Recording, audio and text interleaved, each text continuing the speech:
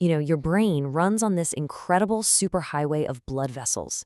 It's a super high-stakes plumbing system where even a tiny traffic jam can be, well, catastrophic.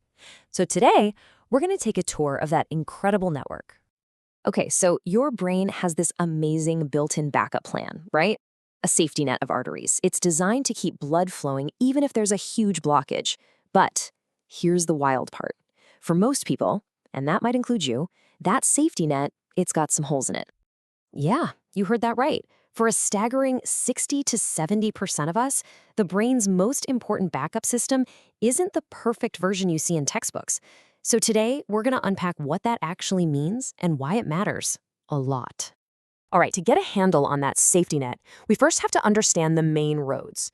Just picture your brain's blood supply as being fed by two massive superhighways, and each one is responsible for a totally different part of town.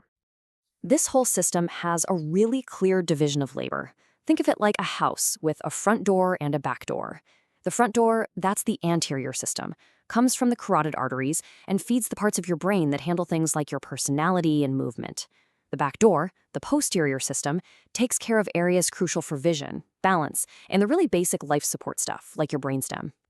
So let's follow the front door supply for a second. It all kicks off at the common carotid artery in your neck. You can actually feel its pulse right there. From there, it splits into the internal carotid artery, or the ICA, which makes this incredible journey all the way up and into the base of the skull. Its one critical mission: deliver oxygen to your brain. So you've got these two completely separate superhighways, one in the front, one in the back, but where do they connect? Well, they all meet at this brilliant piece of natural engineering. It's like a central traffic circle designed to keep blood moving no matter what happens.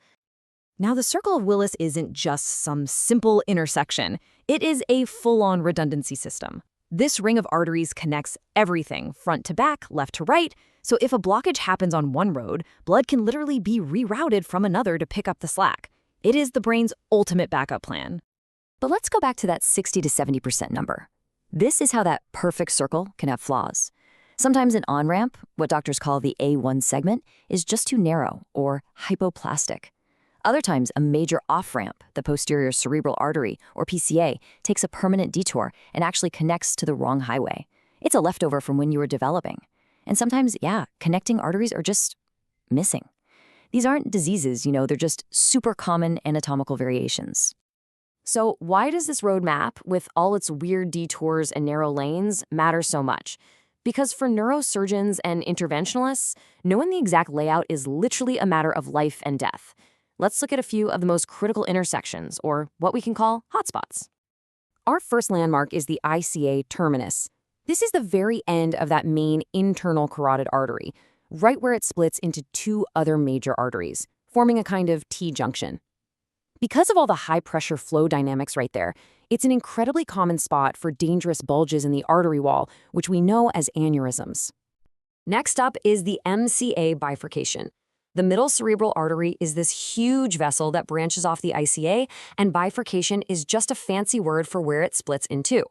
This fork in the road is one of the most common places for a blood clot to get wedged, causing a massive stroke.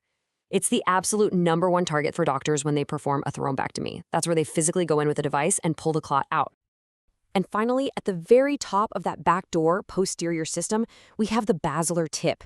This is where the single basilar artery splits into the two posterior cerebral arteries.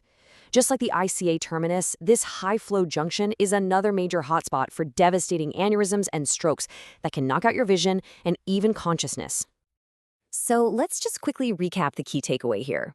These three spots, the ICA terminus, the MCA bifurcation, and the basilar tip, these are the critical junctions, the ground zero where doctors perform their most life-saving work. Knowing the precise anatomy of these areas is just everything. All right, so let's bring this all together. Why does having a unique roadmap, one of these really common variations, completely change the game during a medical crisis? The most important point is right here, and this is a direct quote from the source material. These variations from the textbook brain, they aren't rare defects. They are common, and they are incredibly clinically relevant. In other words, variation is the rule, not the exception.